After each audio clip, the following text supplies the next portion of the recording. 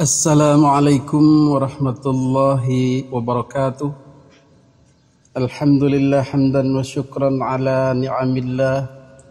Salatu wa salaman ala rasulillah Muhammadin ibn Abdillah wa man tabi'ahu wa mawalah. Amma ba'du. Hadirin para netizen yang dimuliakan Allah subhanahu wa ta'ala. Pada kesempatan kali ini kita akan menyaksikan sebuah duel level tinggi. Duel dua jawara Banten. Yang satu adalah dari Kresek, tanah leluhurnya Syekh Nawawi Al-Bantani. Yang satu lagi berasal dari Lebak, Kabupaten Lebak, Pandeglang. Siapa yang dari Kresek? Beliau adalah Kiai Haji Imaduddin Utsman Al-Bantani, kerabat daripada Kiai Haji Ma'ruf Amin, wakil Presiden Republik Indonesia, sang pembaharu atau mujaddid, sang pembuka pemikiran, sang pendobrak. Jadi tidak ada orang selama sekian puluh tahun di Nahdlatul Ulama berani menggebrak kemapanan, berani melakukan penelitian dan berani mengungkapkan tentang habaib ba'alwi. Ini sungguh merupakan karunia dari Allah subhanahu wa ta'ala yang demikian besarnya kepada kita, terkhusus warga Nahdlatul Ulama atau Nahdiyin. Kenapa?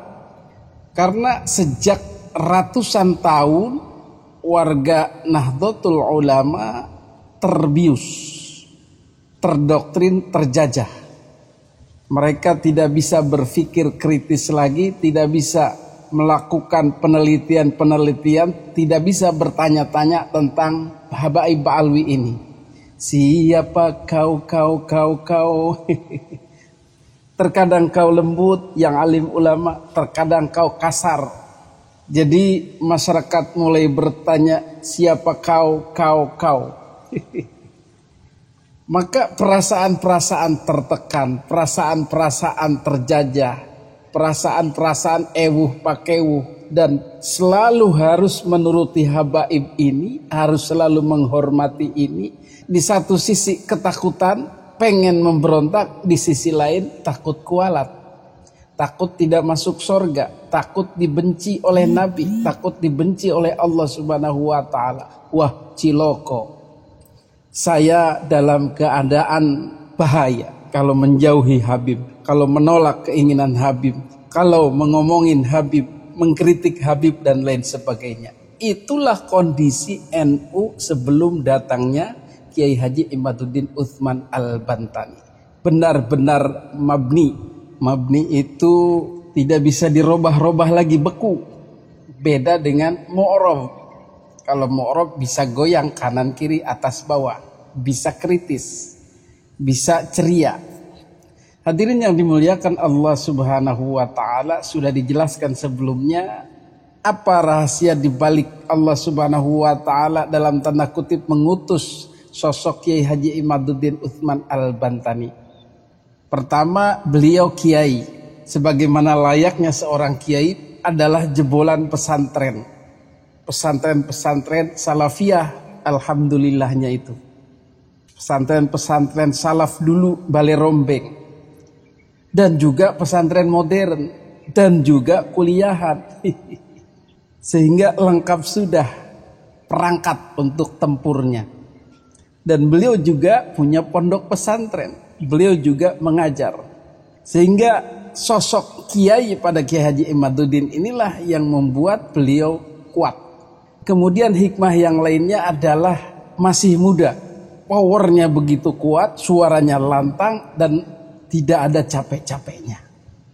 Yang ketiga adalah orang Banten. Hikmahnya orang Banten adalah dikenal dengan turunan-turunan gagah berani jawara. Tidak mengenal takut, tidak mengenal mundur. Hajar terus. Inilah ciri orang Banten. Di samping keilmuan agamanya yang terkenal se-Nusantara, juga keilmuan kedikjayaannya, jawaranya itu. Jadi tiga kondisi inilah yang sangat menyulitkan Ba'alwi untuk melakukan perlawanan terhadap Kiai Haji Imaduddin Utsman Al-Bantani.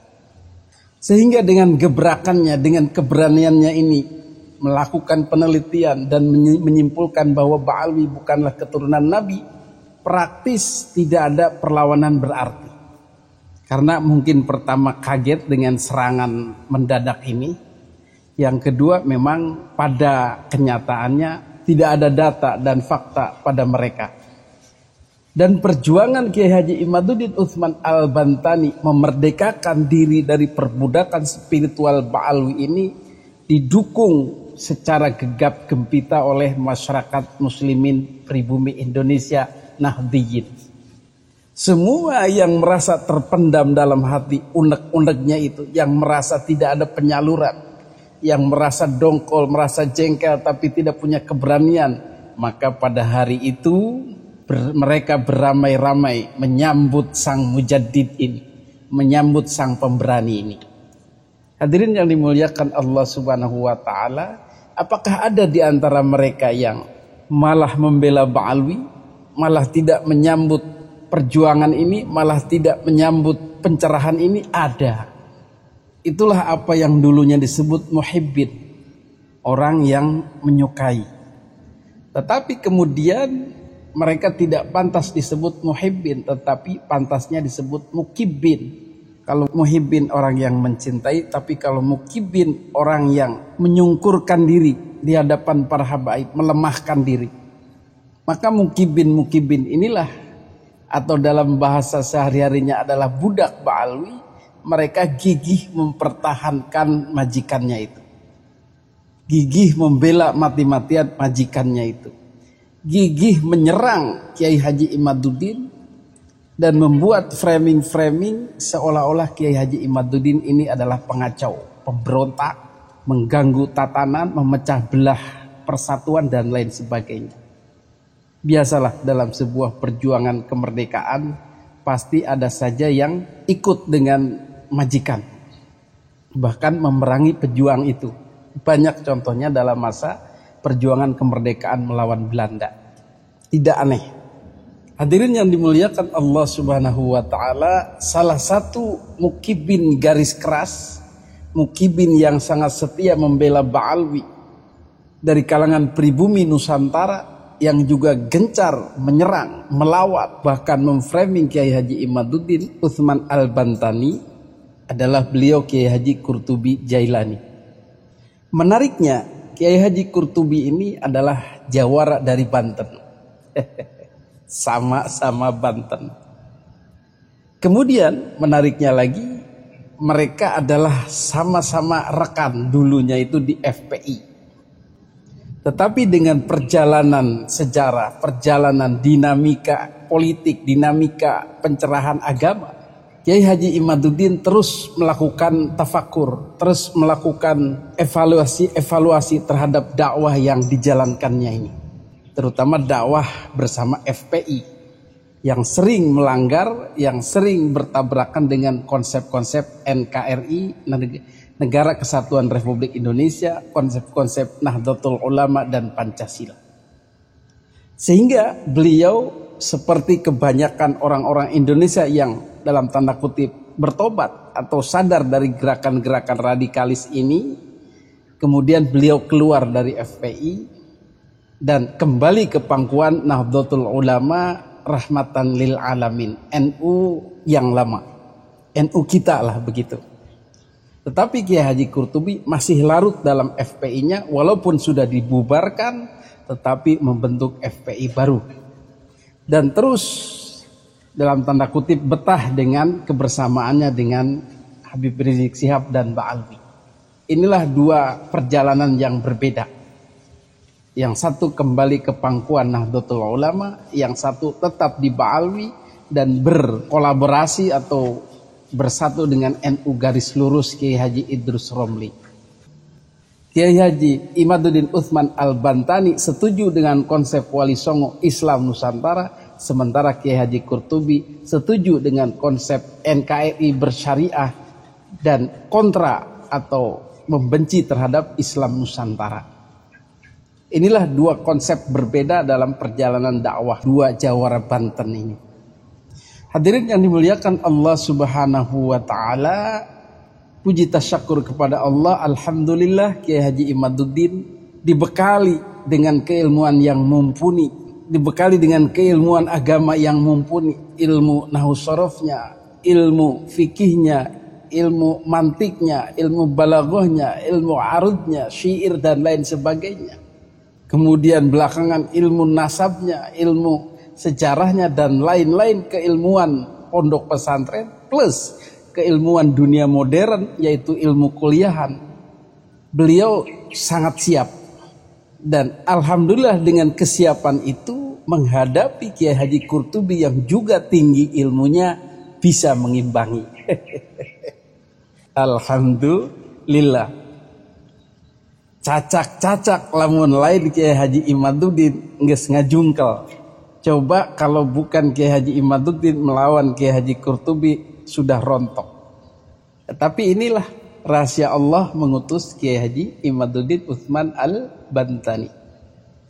Nek ngadu ilmu naon, ngadu ilmu fikih, ngadu ilmu alat, nahwu sorof atau ngadu ilmu jajaten bisa ngimbangan. Gitulah kurang lebih. Nah, saya sebagai rekan sepondoknya juga merasa bangga.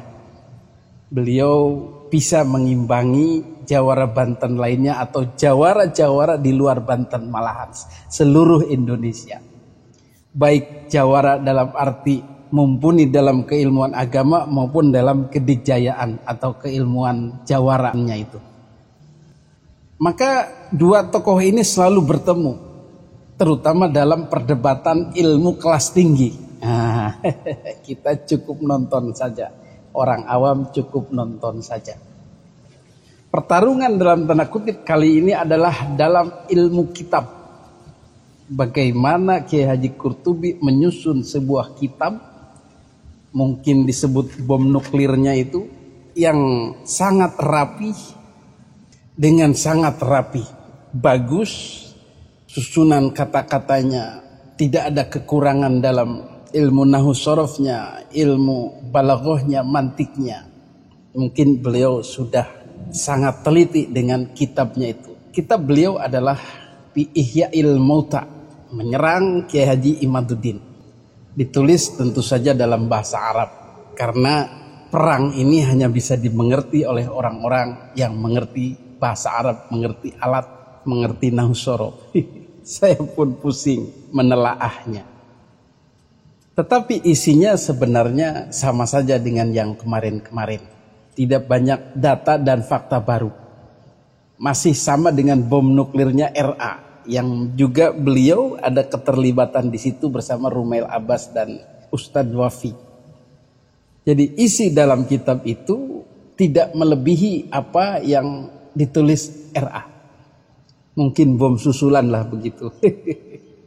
Membahas framing-framingan, cacian makian terhadap Kiai Haji Imaduddin dan upaya-upaya menggiring opini masyarakat bahwa Kiai Haji Imaduddin ini orang yang sesat, orang yang cacat logika berfikirnya, orang yang memecah belah umat, orang yang sombong, takabur dan lain sebagainya. Itu hanya framing-framingan saja. Maka kemudian Kiai Haji Imaduddin Utsman Al-Bantani merasa perlu menangkis, merasa perlu menjawab, merasa perlu memberikan penerangan kepada masyarakat tentang kitabnya Kiai Haji Qurtubi ini.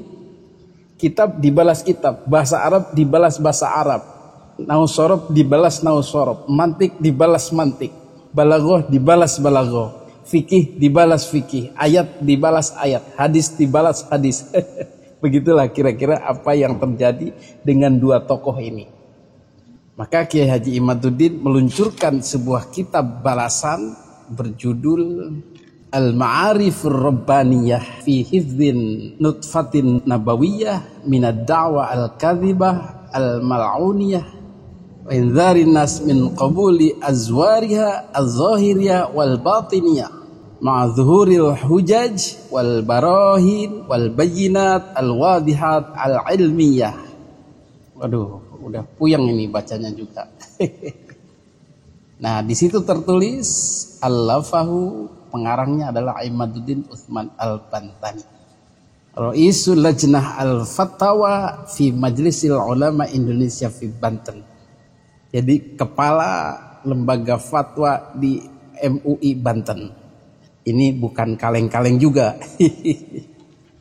Maka kitab berbahasa Arab ini juga disusun dengan sangat rapi untuk menandingi susunannya Kiai Haji Qurtubi. Ente bagus bisa nyusun kitab berbahasa Arab, aneh juga. Begitulah kira-kira. Ada ego keilmuan di antara dua ulama ini. Kita sebagai penonton ya cukup berbangga dengan dua ulama Nusantara ini. Cuman dalam lakonnya ini, satu bertindak sebagai pejuang kemerdekaan, satu bertindak sebagai pembela majikan. Maka poin-poin yang dibahas itu tidak jauh-jauh dari framingan-framingan tuduhan-tuduhan tersebut.